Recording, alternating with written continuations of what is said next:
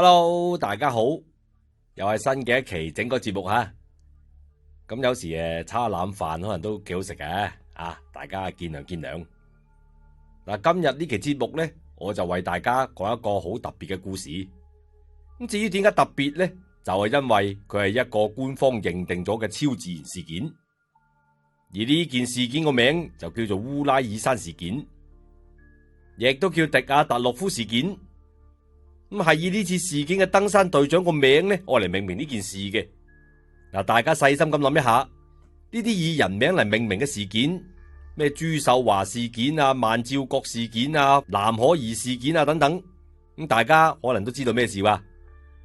咁好啦，唔好嘥時間，我哋而家進入主題。歡迎嚟到越講越米，製作唔容易，請你點翻個 like。嗱，事情要從1959年嘅蘇聯講起。1959年1月25號呢一日，由8男2女組成嘅登山隊坐火車就到達咗伊夫傑里。咁佢哋都係烏拉爾理工學院嘅畢業生，亦都係擁有2級登山證書嘅登山者，並且個個都係有滑雪嘅經驗嘅。而呢一次前嚟呢，就係為咗挑戰一條被劃為3級登山難度嘅路線，喺當時就已經算係最高嘅難度啦。嗱，咁呢次登山結束之後，佢哋將會獲得3級嘅登山證書。呢個呢，亦都係當時蘇聯頒發嘅最高難度嘅登山證書啦。呢 team 人呢一次呢，就由經驗豐富嘅登山隊長迪亞特洛夫所帶領，乘坐卡車就到達咗呢一次登山路線最北端嘅居住點維齋。隨後喺1月27日就開始咗佢哋徒步嘅旅程。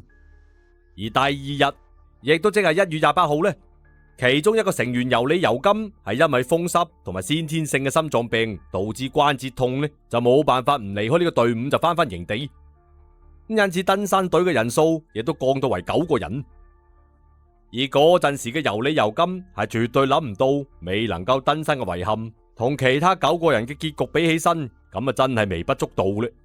喺考察之前，迪亞特洛夫呢曾經向體育俱樂部講，一旦佢哋翻返去居住嘅地點，咁就會即刻向俱樂部發電報嘅啦，係唔會遲過2月12日嘅。咁但係喺2月12日之後呢，俱樂部都仲係冇收到電報喎。咁但係由於當時探險隊遲到幾日呢，都係好常見嘅事。咁再加上喺離別嘅時候，隊長迪亞特洛夫呢對尤里尤金啊講過，佢哋可能會遲一啲翻嚟嘅。咁因此亦都冇任何人察覺到有咩異常。直到2月20日，喺所有登山者親友嘅要求底下，第一支由學生同埋老師組成嘅救援隊呢先至開始出發。而後嚟軍隊同埋內務部隊亦都加入到搜救行動入邊，並且出動埋飛機同埋直升機。咁喺2月26日，亦都即係半個幾月之後咧，搜救隊員阿爾山係發現咗已經被遺棄並且係嚴重損壞嘅營地。咁當時營地嘅一半呢已經係坍塌咗落嚟，並且俾啲雪覆蓋住，但係裏面就冇到任何人。而登山隊嘅所有物品都留咗喺入邊。咁有調查者發現帳篷當時係從裏邊解開嘅，而喺雪地嘅外邊呢就留低咗一串有9雙腳組成嘅腳印。咁從啲腳印睇得出嚟，呢一啲人只係着住對襪，而另一啲人直頭係連襪都冇着，甚至仲有一個人只係着住一隻鞋。腳印係延伸到東北邊1.5公里處嘅森林邊緣，就已經係消失咗啦。而喺一棵嘅紅松樹底下，搜救者係發現到一堆篝火嘅餘暉，以及就係2名遇難者嘅遺體咧，分別係里克約尼申科同埋多羅申科。發現佢2個屍體嘅時候，呢2個人就只係着住內衣同埋內褲。但係從地面到樹上5米高嘅樹枝呢係斷咗嘅，咁就表示登山者好有可能就係爬到咗樹上揾某樣嘢，又或者係逃避緊某一樣嘢。喺紅松樹同埋營地之間，搜索者呢係又揾到另外3具嘅屍體，佢哋嘅屍體分別距離紅松樹係300米、480米同埋630米。而呢3條屍體入邊就有隊長迪亞特洛夫啦。而3具屍體亦都係朝向營地嘅方向嘅，咁就表示佢哋可能正嘗試返回營地。而喺2個月之後，5月4日，搜索者先發現距離紅松樹75米嘅一個山溝入邊呢，剩翻嗰4具屍體亦都被揾到咗啦。佢哋係被埋咗喺4米深嘅雪地下邊，而佢哋呢4個人呢，着得比其他人都要完整啊，而且仲要着埋其他人嘅衫，咁就表明幸存者將之前死咗嘅人嘅衫全部都着晒上身嚟保暖啦。嗱，從裏邊割開個帳篷、延伸嘅腳印、衣着單薄嘅屍體同埋斷咗個樹枝，一切蹊蹺嘅現場證據，令到9位登山者嘅死亡陷入咗一片嘅迷霧入邊。一開始調查者就將死因歸結為低體溫症，但係後嚟調查發現，其中一條屍體嘅頭骨係遭遇到嚴重嘅傷害嘅，仲有2具屍體嘅胸骨則係遭遇到嚴重嘅骨折。法醫表示，造成咁嚴重嘅傷害呢，係需要非常強大嘅外力，甚至係唔細於遭遇到車禍所受到嘅衝擊啊！咁死者身體嘅內部亦都受到咗嚴重嘅內傷，就好似係由高壓造成嘅殘疾一樣。而胸骨骨折嘅嗰具屍體呢，嗰條脷亦都係離奇咁消失咗。咁調查者嗰陣時就猜測啦，佢哋可能係被當地嘅土著萬西人所殺害嘅，因為佢哋係進入咗土著人嘅領地。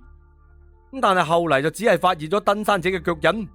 仲要係冇打鬥過嘅痕跡。於是呢一個猜測呢係被否定咗啦。嗰陣時嘅調查者又將佢哋嘅死因就歸結於反常嘅脫衣現象。而反常脫衣現象又係乜嘢呢？簡單嚟講就係因為體溫下降，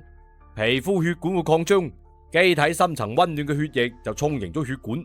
令到人造成一種熱嘅感覺。而呢個時候嘅全身就只會剩翻熱感，患者就會開始除衫，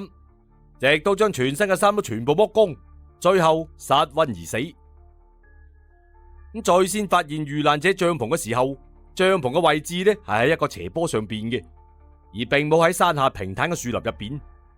咁對於一群擁有登山經驗嘅人嚟講呢，咁確實就比較唔合理啦。而幸存者有理由咁嘅猜測啦，呢個就可能係因為隊長迪亞特洛夫呢就並唔想失去已經到達咗嘅海拔高度，因此佢哋就決定喺山坡上邊啊紮營啦。隨後發現帳篷從內部割開，而從宿營地發現嘅蹤跡表明，所有嘅隊員呢都係主動離開帳篷嘅，就好似有乜嘢突然間奔襲而嚟，逼到佢哋好慌張咁啊離開帳篷一樣。而其中有人啊爬咗上一棵紅松，造成咗樹枝壓斷嘅現象。雖然有6個人就死於失溫症，但係其他3個人嘅死呢，則係死於嚴重嘅傷害咧。而且調查者仲表示，咁嚴重嘅傷呢，絕對唔可能係由1個人所造成，因為打擊嘅力量係十分之強大，而且仲要冇軟組織受損啊。而後嚟對遇難者衣物嘅輻射測試表明，幾個遇難者嘅衣物上邊係有住好高嘅輻射性嘅。咁喺登山者嘅葬禮上邊，有人係睇到佢哋嘅遺體竟然呈現出黃褐色，咁就令到呢個事件就更加離奇啦，亦都更加唔似係因為死於反常脫衣現象咧。而喺呢個時候，有另一隊登山者嘅聲稱喺事故發生嘅當晚係睇到北方嘅天空有黃色嘅球體出現，而佢哋所講嘅方向呢，亦都正係迪亞特洛夫一行人所在嘅方向。而黃色球體嘅出現，亦都被附近嘅氣象人員同埋軍事人員所證實。而自此，事件就變得更加撲朔迷離啦。但係正當呢件事嘅相關數據一步步咁清晰嘅時候，調查呢卻係喺1959年嘅5月終止咗，冇任何人要對呢件事件呢就承擔責任。而調查報告亦都列入咗機密文件入邊。最終官方俾出嘅結論呢，就係所有遇難者都係死於強大嘅未知力量嘅。調查報告嘅影印版最後呢就喺90年代所公布，但係調查報告嘅部分頁面就不翼而飛啦。關於呢件事件嘅原因，有住好多嘅理論同埋猜測。首先有人就覺得迪亞特洛夫一行人喺紮營嘅時候就遇到雪崩，推倒咗帳篷，並且仲摧毀咗成個宿營地。而之後登山者呢係從裏邊就割開咗帳篷，並且係逃離咗出去。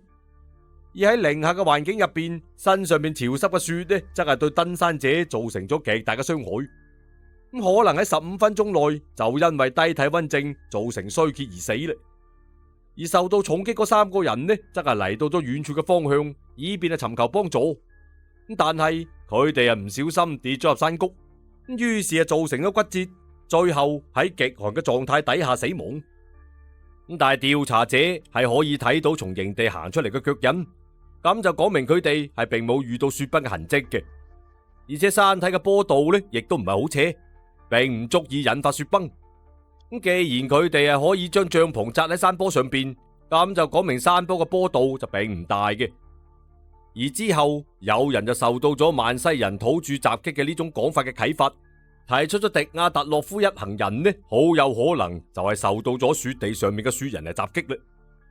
嗱，雪人呢就係一種介於人類同埋猿類之間嘅神秘動物，而至今係尚未有確切雪人標本嚟提供研究嘅，只有就係部分嘅目擊報告同埋相嚟作為參照。呢啲人開始猜測啦，當晚有雪人來襲，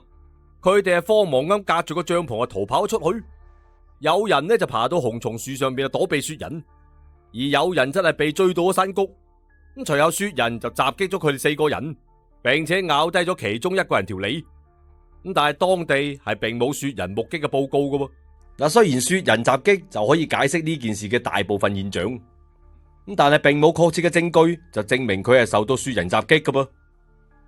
而另一種講法，真係我個人認為係最有可能嘅原因啦。嗱，根據調查，迪亞特洛夫最後紮營嘅營地呢，就位於拜克魯爾航天發射場到新地島嘅路徑上邊。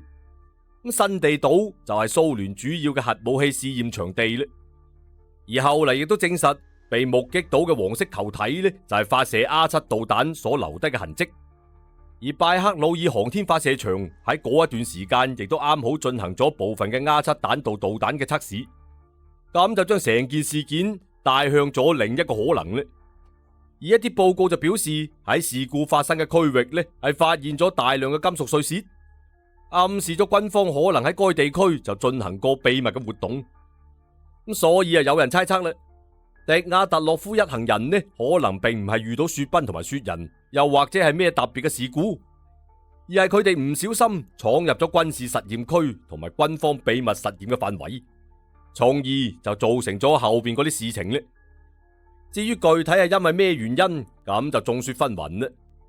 有人話官方係殺人滅口，之後呢就割開帳篷，將隻鑊掉咗俾土著人。亦都有人話佢哋係唔小心進入咗某一種武器嘅實驗範圍。嗱，呢個猜測亦都解釋咗點解佢哋嘅衣物上邊可以檢測到咁高嘅輻射性，而軍方亦都將呢件事件壓咗落嚟，阻止咗調查。喺事件發生後嘅3年內，呢個地區亦都被封鎖咗咧，禁止所有人進入。咁當然呢個講法亦都只係猜測啫。喺1967年，作家兼記者尤利亞羅約伊就出版咗佢嘅小說《最高級秘密》。呢部小說就係受到咗呢次事件嘅啟發啦。羅約伊係參與咗搜尋登山者嘅工作同埋勘查嘅，包括作為搜索行動嘅攝影師，並且參與咗最初嘅調查。因此佢就能夠更加深刻咁洞察到呢件事啦。佢嘅呢部作品喺蘇聯時期係完成嘅，但係喺嗰陣時呢個事件嘅詳細資料仲係機密文件啊。因此呢部小說入邊就只係出現咗官方已經發佈或者係眾所周知嘅事實。而自從羅約伊喺1980年去世咗之後，佢嘅所有資料包括相、日記、手稿全部都唔見晒。後嚟喺烏拉爾科技大學嘅幫助底下，同葉卡捷林堡呢就成立咗迪亞特洛夫基金會。基金會嘅目標就係督促俄羅斯官方去重新調查呢件事啦，並且基金會仲會運營住迪亞特洛夫博物館，以延續對遇難登山者嘅紀念。事件發生嘅山脈安布呢，後嚟就被命名為迪亞特洛夫山口，以紀念登山隊嘅領隊伊戈爾·迪亞特洛夫。嗱，有時候呢，就唔係話你侵犯咗權威會點樣封殺你啊，甚至抹殺你等等，而係因為權威往往就代表咗大多數人嘅利益，或者係成個集體嘅前途。呢個係犧牲小我定抑或犧牲大我嘅選擇呢？假如講真係誤入咗軍事基地，咁軍方喺確保國家安全唔受威脅、軍事機密唔被泄露嘅情況底下，咁肯定就會做出一啲犧牲小我嘅反應嘅。咁身喺集體入邊就一定要遵守集體嘅規則，集體就會保證大部分人嘅利益。咁但係前提係你要先成為集體嘅一員。嗱，講到呢度，你認為係乜嘢造成咗9名登山人員嘅死亡呢？請你喺評論區，我哋可以傾下偈嘅。好啦，呢期嘅節目我哋就分享到呢度，記得點讚加訂閱，我哋下期再見，拜拜。